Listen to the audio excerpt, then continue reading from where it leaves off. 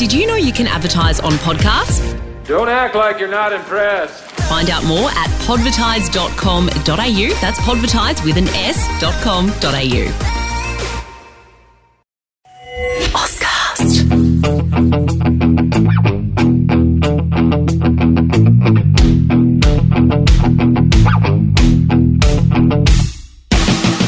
Yeah, thanks for joining us for another big episode of Greats with Garby and a chat with a man who has just landed the top job as coach of the Perth Glory in the A-League, his hometown club, if you don't mind, but also has a very interesting story to tell from his near 20-year career in professional football. A teen phenomenon, he was signed by West Ham at just 15 years of age, went on to star in their FA Youth Cup winning team in 1999 alongside the likes of Joe Cole and his best mate Michael Carrick.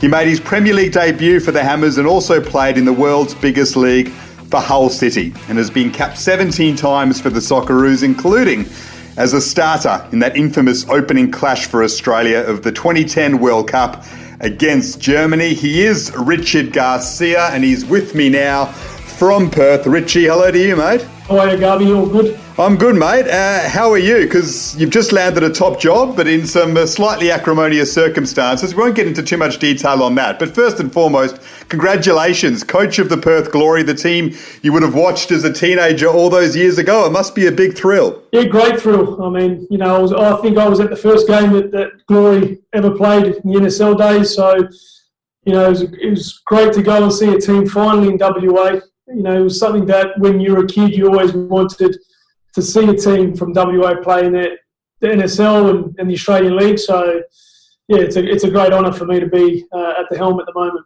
When it became apparent that Tony Popovic was going to leave, did you think straight away, all right, I want this job, I'm ready? How did it sort of transpire in your mind? Yeah, look, I think as soon as I got into coaching, I thought I was ready.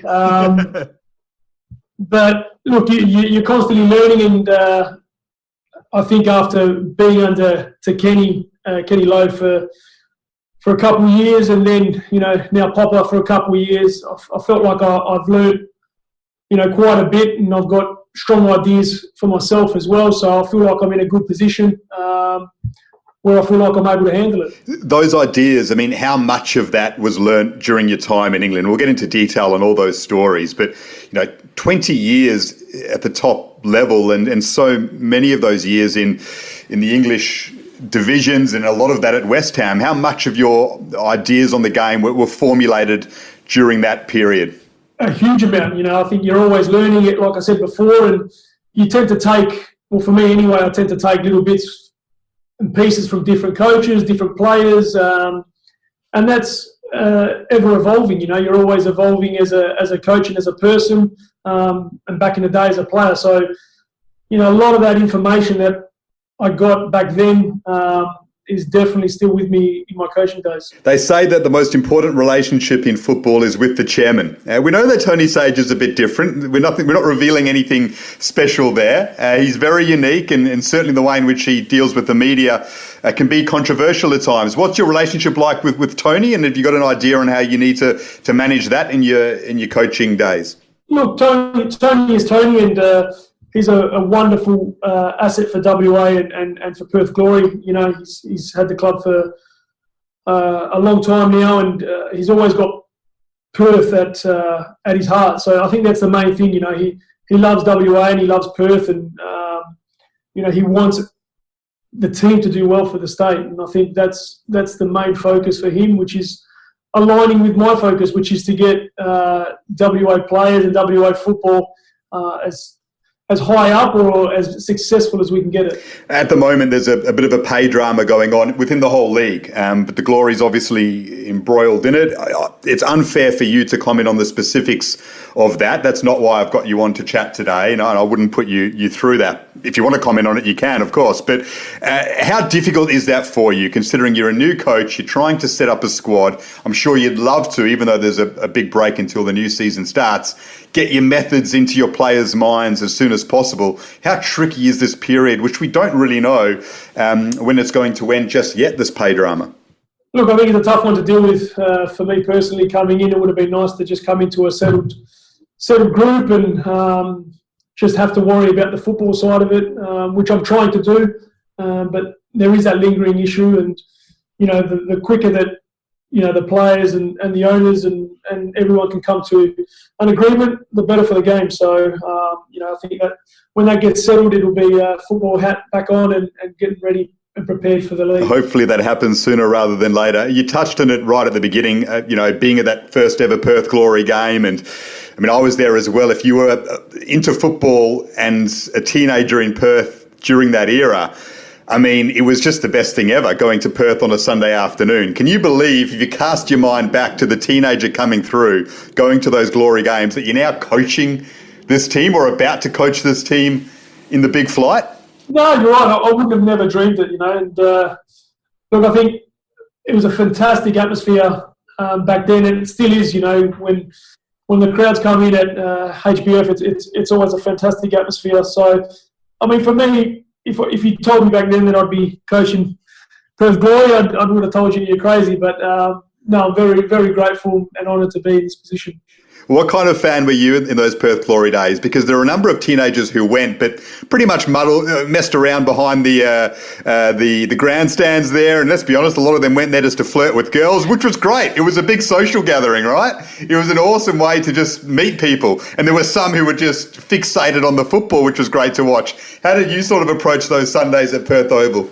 Oh, I had a few friends who used to be out the back, so I used to float in between, So I get the best of both worlds. It was a good time, and the football was fantastic. Look, every coach who comes in says, "I want to bring back the glory days," but being a Perth boy, I dare say it's an almost stronger link entrenched in you when you think about the past and what you would like to deliver for this club. Definitely, like you say, mate, I'm from WA. And I know the community, and I know how passionate the community is about football, and how much they want to see Perth Glory do well. I think when you walk through the city of Perth and you talk to people in the football community, they all have an opinion on the direction of the club and where it should go, and that's what makes it so good. Perth is Perth, and it's almost like a place where everyone sort of knows each other, so especially in the football community. So for me, it's great to be able to, now hopefully get those people in and around the club and get them on board to push WA football forward.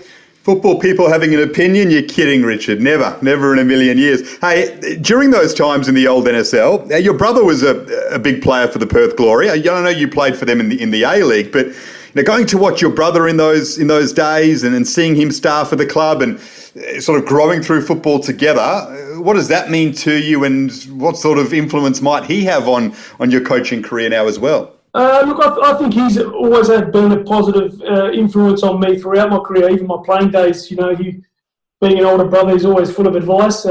So, look, going back to watching him at Perth Glory, I always wanted to have that at one stage in my career, and lucky enough, I got to do that.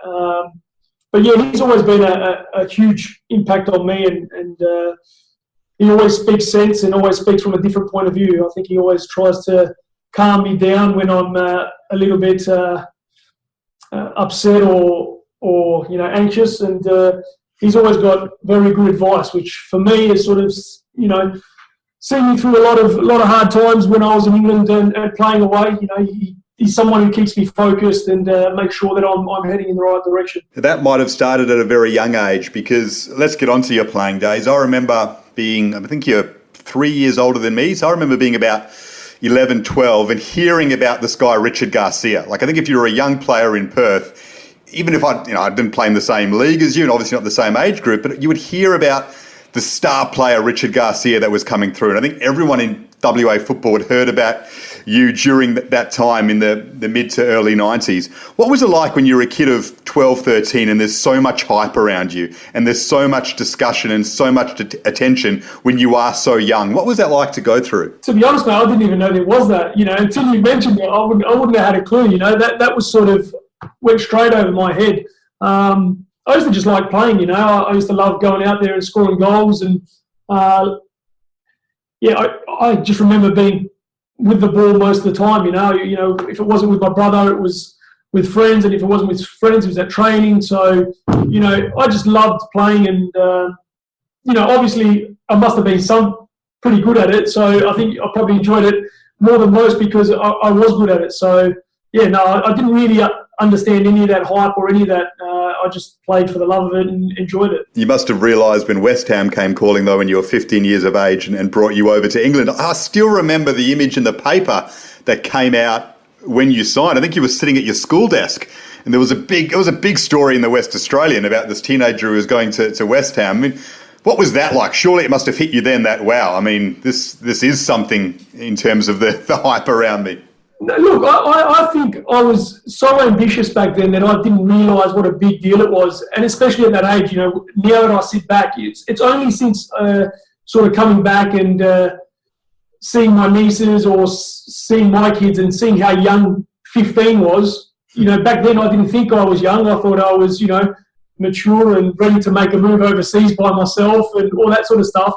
To be honest, I don't even know how my parents let me go by myself. I think that's the trust they had in me, and that's the trust they had in my mental state and my ability. So for me, I'm very thankful that they allowed me to go for starters. But yeah, mate, it didn't really sink in back then. I think I was a little bit naive to it all as far as how big of a move it was and what it actually meant. It's only now, as you get older, you sort of really realise those things. But when you go over there and you walk into a club like West Ham and you're in an academy and there was another Aussie there, Michael Ferrante, so I dare say that helped a bit, but you're pretty much a fish out of water compared to everyone else. What were those early stages like, stepping into an environment like that? Look, I think I broke the ice straight away when I went in with the youth team. I sort of walked into the change room and just sort of said, who's going to get my kit then? As if like I'd been there for years. And straight away they were sort of all taken back and, started laughing really and thought, who does this guy think he is? But then once they got to know me, all of a sudden, it was a joke, an ongoing joke. And, I think people took to me straight away, which became easy for me, And in the end, you sort of do your talking on the park. And I think once they saw that I wasn't just here for a joke or it wasn't just a trial, that they saw I had talent, that, then they take you into the group. What's life like in the digs? I remember about a year or two ago when Man United came to Perth and played that charity game. I had a chat with Bojan Djordjic and Danny Webber the one night, who told me that when they were in the United Academy, guys like Mark Bosnich and Dwight York would stop by and give them some money, like £100, £200, and go overnight out. Go enjoy yourself, boys, and almost treat the young players. Were there any stories like that from your time in the digs that are similar? Yeah, look, there were loads. I think we had a decent bunch of older pros at West Ham, and people like Trevor Sinclair, Frank Lampard, they were, and even Rio was, they were young guys, so they'd just come out of the academy and were making strides into the first team. So we had a good link between the youth and the senior guys that, they would invite us out and, they would make us go and get the drinks and, we would have to, they would pay for it, but we would have to go and get the rounds in. So, we got used and abused, but, it was good to be in and around those guys and be part of it. And even within training, we had such good older pros, and I think that's important to have older pros that are good people to be able to now bring on the next generation. For me, I think that's what we had at West Ham, a bunch of good older pros who helped us out not only on the park but off the park. And an amazing production line. I mean, Lampard and Ferdinand a year or so before you, and then in your youth team, Michael Carrick, Joe Cole, and many others. What was it about West Ham that produced so much talent during that era? Was it just a bit of luck or the cycle, or was there something else that was special about it? No, look, I think the recruitment was very good. The recruitment was very good for the guys who came in, and also then Tony Carr, who was head of the academy for a long time, was a very good coach and really knew how to get through to players, and he didn't really pull any punches. He never held back, but he also knew that you were kids, and I think I think he knew how to bridge that gap between the mentality of a young kid to now into a young professional footballer. And obviously you had huge success with your youth cup team. You won the league, but then also the cup, which was the big deal in those days, winning the FA Youth Cup. And you won it 9-0 on aggregate over Coventry, home and away, 3-0 the first leg, 6-0 in the second leg. And you scored in every single game leading to that triumph, playing alongside, as I said before, Joe Colden and Michael Carrick. I mean, how special a time in your life was that?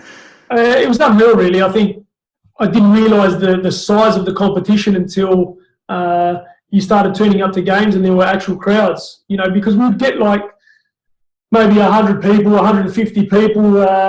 And I think, to be fair, during that season, the crowd started to grow. I think we had a bit of a reputation about our team throughout the season, and slowly, even when we used to play the games at the training ground, it went from like 50 to 100 to 150 to 200.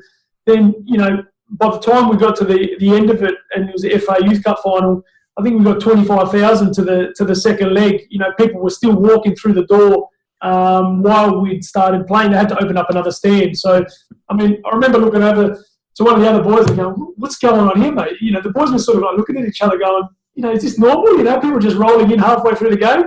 So, that for us was the most special thing, that we were making an impact on the West Ham fans. And, I think our reputations grew after that.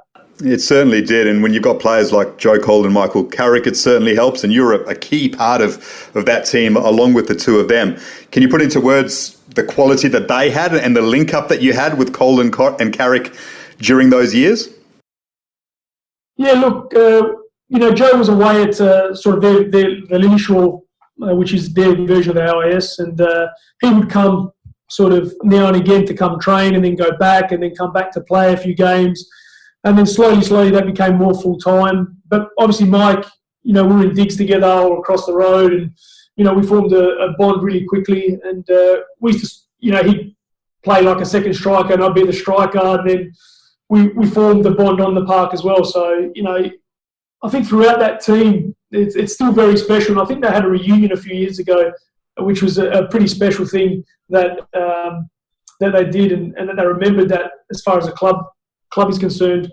But, it was like, talking to the guys, it was like old times, So when you go through success, I think you always have that bond with that group of people, no matter where you are and what you do. And your bond with Michael Carrick is really special. You're very close friends. I think you were both in the wedding party at each other's respective weddings. You were invited to play in his testimonial at Old Trafford recently, which is an amazing story for an Aussie 20-odd years on from when you played together in a youth team. Why did you become such good friends with Michael Carrick, and how have you managed to maintain that friendship? Well, obviously being in digs together was part of it, but I think we were just similar in our mindsets as far as football, as far as life, and, we enjoyed each other's company. And then eventually when we got a bit older, and girlfriends started getting in the mix and things like that, the girls really got on really well as well, which helped. And yeah, we sort of made a special effort to make sure that no matter where we were in the country, that we'd make an effort to go and see each other. So it'd be either me, driving up from London to Manchester, or eventually Hull to Manchester and vice versa, then coming down to London or over to Hull. So I think it's just a special relationship between the two families that that everyone concerned is happy with, and we always make a special effort for each other. He's getting into coaching now with Manchester United as well. He's heavily involved with their first team. Do you speak about that together as well, and do you talk about your coaching journeys now? Definitely, that's been a good one for me to be able to pick his brain, and we spoke at length when United came here and about coaching and about the hurdles that he probably had to overcome, and even the hurdles that the new coaching team have had to overcome, as well as just all the other things, and how to keep focused on the football rather than letting all the other outside stuff influence what you do and how you go about things. Did you ever have a serious talk to him about coming to play in the A-League? Because there were some rumours once upon a time. I definitely did. When I first took the job with Kenny, I thought he was sort of not on the outer. Van Gaal was there, and he wasn't sort of enjoying it too much. I said, come out for a year. It'd be nice for the family. Spend a year in the sunshine. But I think then they changed manager, and then his position changed. I think Mourinho came in. Yep. Well, I'm pretty sure he did anyway. And then, it all changed for him, and he said, "Look, I would have loved to, but no can do," which is understandable. United, Australia, I don't know which one I'd pick. Would it be nice to have him for a season? But thank you on behalf of everyone in Australian football for giving it a crack. Anyway, going back to your West Ham days together with Michael Carrick and your move through the ranks, I mean, it looked, Rich, as if everything was tracking towards a long stay in the West Ham team. You'd made your debut in the League Cup. You went on loan to Leyton Orient and you flourished. You scored, I think, 4 goals in 20 games for a youngster. That's a good return. And you're getting some chances with West Ham, and then you do your knee. You've done your ACL 3 times, but the first time doing it at the age of 19 when you're really on your way forwards. How devastating was that for you? Obviously physically, but mentally as well. Yeah, it was a hard one to come back from. And being at that young age and not realising probably the gravity of the injury, possibly didn't do the right things as far as rehab is concerned, and probably didn't come back to being myself for a bit longer because of that. So that was definitely a learning curve, and it probably hampered my future at West Ham for a little while, especially in Harry's eyes as well, because he always used to say, you haven't come back the same since you got injured. So, a bit of that was down to me and my mentality at the time, and part of that was, possibly, not doing the right things to be able to get back into form. So, it had a huge impact on the way my career went, I thought. You still carved out a very good career, but watching from afar, it looked as if you lost a bit of pace because of the knee injury, and you almost found a way to get around that in terms of the style of play that you started to bring into your game and the type of footballer that you were. Is that a fair assessment? Did you modify your game and just learn to deal with it after that knee injury? Look, I think part of it was that, but then once I did start getting back into form, I think my versatility, I wouldn't say hurt me. It hurt me and helped me at the same time.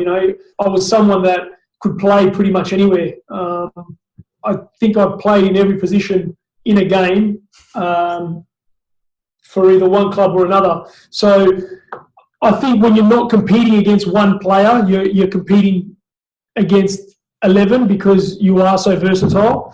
And that's what happened once Harry left. I started to get a chance and I started to go forward, but it was in many different positions. So you just get the hang of playing up front again, and then all of a sudden you'd be shifted out wide, and then you play 2 games there, and then all of a sudden someone would get injured and you go play centre mid. And, they're all different actions and they're all different, your awareness has got to be different. And, so things like that didn't really go for me in that respect because I wasn't really in direct competition with one player. I was almost there to plug a hole. Fair enough. And, you moved from Colchester where you were doing okay and sort of getting your career back on track, and then you go to Hull and it really kickstarts again for you, and it just has such a big impact on the rest of your footballing days at the top flight. Getting promoted with Hull, that period, scoring big goals and then getting them back into the Premier League. When you reflect on your time in football, where does that sit in the memory bank? Look, that's probably one of the highlights, definitely for sure. But I think for me, the hard work I did at Colchester and the return, the step backwards to go forwards, and the mentality that I had to have to do that was the highlight for me, because that actually gave me the strength to be able to then go on and do that sort of stuff. And then when you finally get there, it becomes like even more special because of the fact that you've worked so hard for it. So it's definitely a massive, massive highlight, especially in front of 87,000 at Wembley. So, that for me be a season that I'll never forget. Yeah, the days in the lower leagues, the League One type football in England, it's tough, isn't it? I don't think people fully understand here how taxing it can be on the body and the state of training grounds and even the state of pitches and the style of football you can play from time to time. I mean, it's a really tough brand of football to play, sometimes 2 games a week, and then the training on top of it, isn't it? Definitely. I think from going from West Ham, where we were playing nice, attractive football, and going down to Colchester, and it was a bit more agricultural, and you had to learn a little bit more, and the training ground wasn't as nice. And like I said, like you were saying, that those things are the things that make you stronger, and the things that make you realise that you want to carve out a career for yourself, and to be able to then overcome all that and still go where I went. That's probably the biggest thing that I'm proud of, that I was able to get back to where I wanted to be. You played in the Premier League for Hull at a time when so many Aussies were in the Premier League, or they were just coming out of that era. And let's be honest, we were spoiled. When you look at the situation now, we were completely spoiled. And there was so much focus on Harry and Dukes and Timmy and Lucas and Emo for good reason. Did you sometimes feel like, hang on, I'm another Aussie here, I'm still playing in the Premier League week in, week out, a little bit of attention wouldn't go astray? Did that ever cross your mind? No, I think because they were already in that spotlight, I never sort of expected it. You know what I mean? Like I never expected that type of attention, and I sort of always went under the radar a little bit. I think that's a bit of my personality. I'm someone who doesn't like to have that attention so much, but it was such a good time because at the time I was playing, I had people like Grella, Timmy, Harry, Swartzy, all in the Premier League. So it was nice to be able to then go on national team camps and then come across each other during the week and play against each other. So that time for me as well was very special because such a great bunch of guys, being able to have a bit of a friendly face as far as being another Aussie face playing against those guys was excellent. Is there a Premier League moment that stands out for you, Rich? Be it a goal you scored, a stadium you played in, an opponent you came up against, anything that really stands out for you, perhaps above all others? Not really. I think the whole 2 years was an interesting journey. The thing that probably stands out is the pressure and the mentality of people when we were under pressure in the second year and we're going to get relegated. That type of atmosphere. Because I've normally been in sort of pretty successful sides. We got promoted with Colchester, did well in the championship the year after, was in the championship with Hull, got promoted, then did all right the first year in the Premier League. But that second year at Hull was, that's probably, I won't say a highlight, but it really stands out for me because of the amount of pressure that was on us, not only from within, but from the media and things like that. It's something that I probably hadn't experienced before. So that really sort of stands out in my mind as being a wow moment. Can you expand on why that's the case and why it stands out for you so much? What's it like being in a relegation battle, a situation that has such a big impact on people's lives? I think exactly because of that, because it has such a big impact on people's lives, and you sort of know that it's going to affect not just you, but the other people at the club, the backroom staff, the lunch lady, the kit man. It's going to impact on everyone. And it's something that when you walk through the streets of a city, you get like a mixed reaction on where you're at. Some people are supportive and some people are calling your names or telling you where you're going wrong. So I think that's the biggest thing. And then, for me, the biggest one was how much the media harped on about it and how different people reacted to that pressure. And that was the interesting thing, to see how people reacted to that pressure and the possibility of being relegated. What was your relationship like with the fans? Was it the strongest at Hull? And when you speak about that connection, what exactly is it like? It's a difficult one because, as always, it's a game of opinions, and I'm sure there are plenty of people that have got fond memories of me, and others that probably at the time maybe didn't like me or didn't like the way I played, or thought we could have better players in the team. But I think every player comes across that once in a while in their career, but that's the beauty of football. It's about opinions. Exactly right. 2010 World Cup, speaking of opinions, Rich, I think everyone was surprised when your name gets called out to start for Australia against Germany, and Harry Kewell's on the bench and Mark Bresciano's on the bench as well. A massive call by Pim Verbeek, of course. Can you talk us through just what that was like and how it all came to be, that decision, which, of course, is one that's so heavily discussed in the Australian game? Look, I think H wasn't really match fit at the time. He'd been struggling for a while. And Timmy and I were doing really well in training together. You know, our partnership in training was fantastic, and we were scoring a lot of goals within that. But it was just a change for me. I'd been playing out wide and then all of a sudden going up front again, my versatility. So, look, for me, it was a huge honour to be able to go and start the game, and especially the first game in the World Cup. But I think we were a bit harshly spoken about. You know, if you look at Germany within that World Cup, they beat England by 4, they beat Argentina as well. You know, we also had someone sent off as well. So when you sit back and take a look at it all, it was a bit of harsh criticism. But that's part and parcel of being in the game. It's part and parcel of being at a World Cup. But for me, it was a huge honour, and for me, the highlight of my career, playing at the World Cup and starting the first game for my country. Great to hear, and something that a lot of people forget, because everyone discusses the controversial decision and, of course, the result, is that you had a damn good chance to put Australia ahead early on.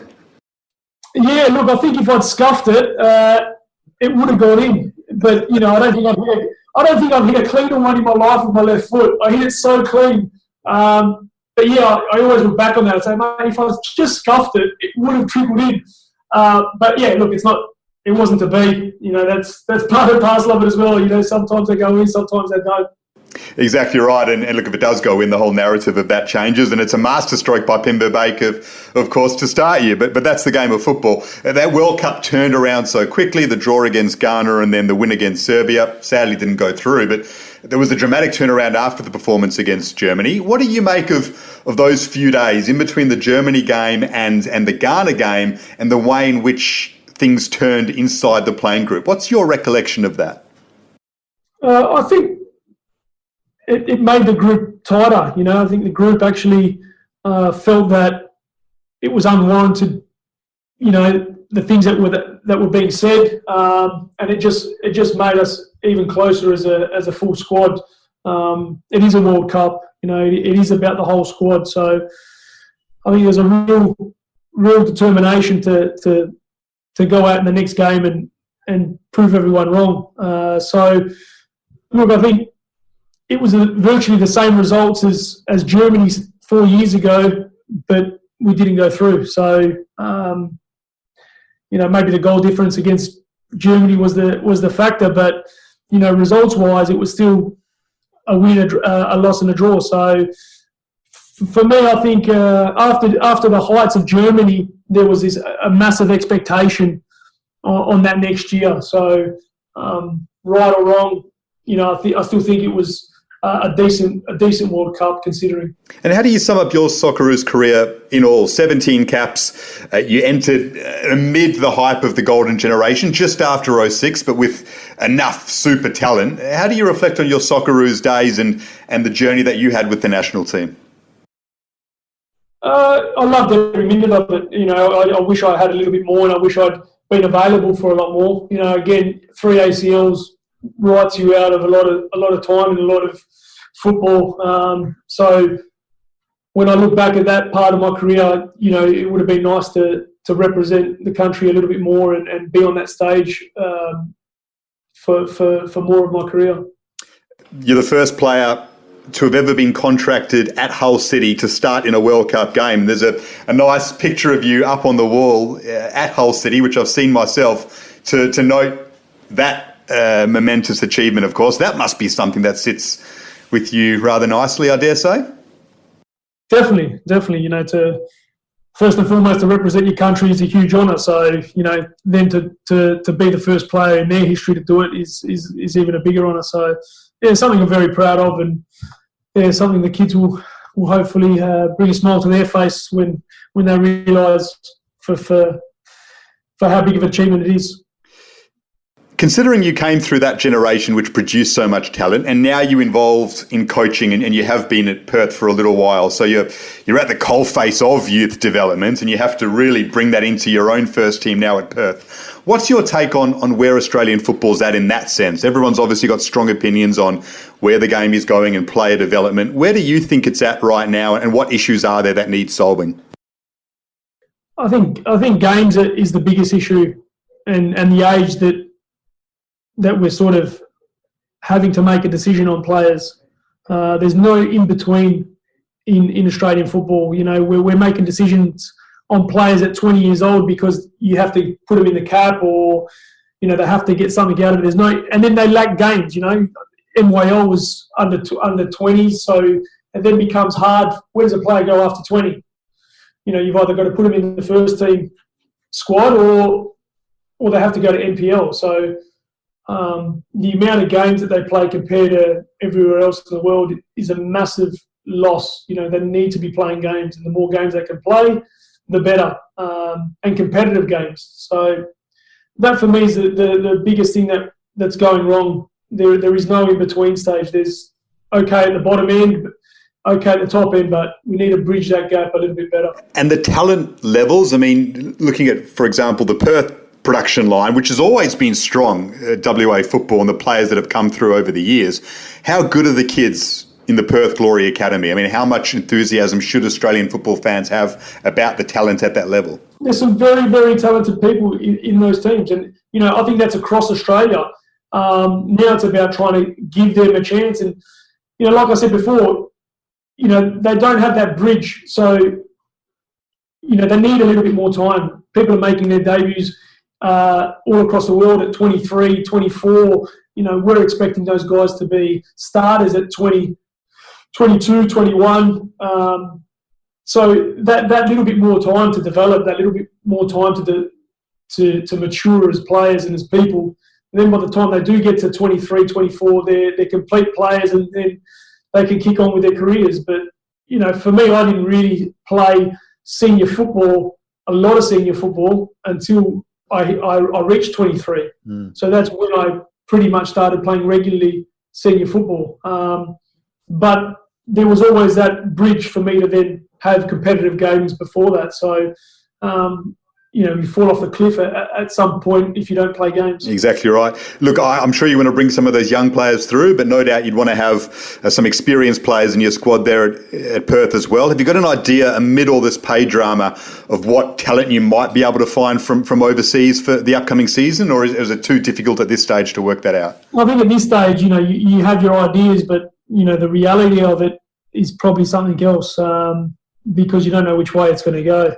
If it all goes well, then, you know, we're looking okay. But then again, you've got to be able to then get those players through the door and make sure that it all falls into place. But I think first and foremost, we've got to look after the guys that are here and make sure that they're happy with the way things are going and keep them at the club. Fair enough.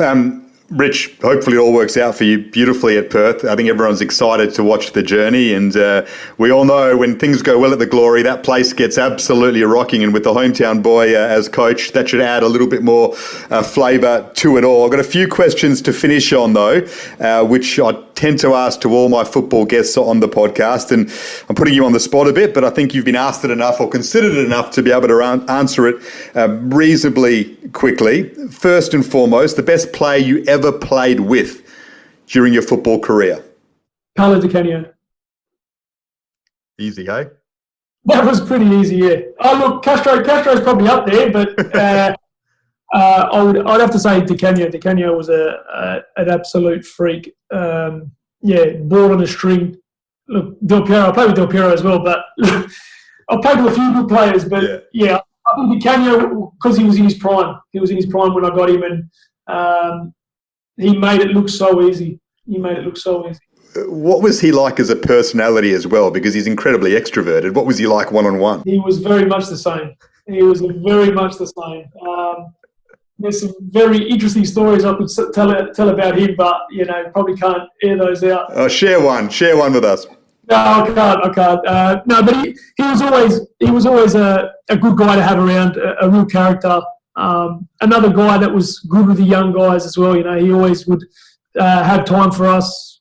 He'd come and grab us and do extra finishing and things like that. So when you've got people of his calibre still willing to take the time to take a bunch of young guys and take them for a finishing session, that just sums him up as a person as well, Fantastic. Best player you ever played against? Oh, direct opposition or in the team? Either way. Look, I want to say it's probably not a big player, but I'd say Ashley Cole. That time at Chelsea, he ran into the ground, and I remember thinking, is he ever going to stop running? I think they were so dominant against us, and they kept the ball so well, and I ended up almost playing right back. But yeah, he didn't stop running all game, and I was thinking, mate, this is a hard one today. That's a fair call. Best coach you ever had, Richie? Oh, that's a tough one. I don't think one in particular. I think there's been good bits from every single one. They've all had their real pluses, and I think that's something I've tried to take out of it. Each and every one of them, the pluses. So they all have their good positive parts. Tony Popovich, obviously you worked with, never played under, but he's had a big impact at Perth over a couple of years, and now he moves on. You take over from him. But what makes him so special? We've all heard Popper's stories, but for you, what makes him such a brilliant coach? I think he has a clear idea of where he wants to go, and he makes sure that everyone is on the same page and makes sure that the players know where they stand and the clear picture of the way he wants to play, and that then moves on to the players. The players buy into it, and he does it very well. He goes into detail very well, and I think that's what makes him such a special coach. Hopefully you've picked up a lot from him and many others over the years, including Harry Redknapp during your time at West Ham. Rich, loved your stories. Thanks so much for sharing them with us and for going over what's been a fantastic career. And we wish you all the best in your new journey there at Perth. It's a tricky time at the moment, but hopefully one that Australian football gets through, and then you can go on to fulfilling your dreams, managing the side that you grew up adoring. Thanks for having me on, mate. Yeah, look, I'm looking forward to the season ahead, and hopefully we can do it again, and I'm doing well in the league. That'd be great. That'd be great. Rich Garcia, thanks so much for joining me on Greats with Garby and sharing with everyone your story. All the best during your time as coach of the Glory. Thanks, mate.